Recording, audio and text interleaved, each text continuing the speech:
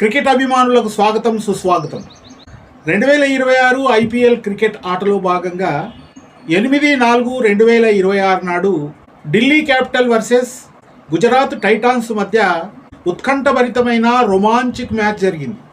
ఒకే ఒక్క పరుగుతో గుజరాత్ టైటాన్స్ విజయాన్ని సొంతం చేసుకున్నారు.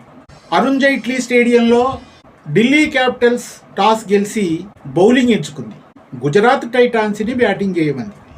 బ్యాటింగ్కు దిగినటువంటి గుజరాత్ నిర్ణీత 20 ఓవర్లలో 210 పరుగులు చేసింది. 211 పరుగుల విజయ లక్ష్యంతో బరిలోకి దిగినటువంటి ఢిల్లీ 209 పరుగుల వద్ద చతికిలబడింది.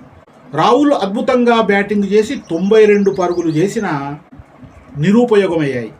బ్యాటింగ్కి వచ్చిన డేవిడ్ మిల్లర్ మెరుపు ఇన్నింగ్స్తో ఢిల్లీ జట్టును విజయమంచున చేర్చిన చివరి క్షణంలో ఓహో ఇలాంటి ఆట చూడడం అరుదు.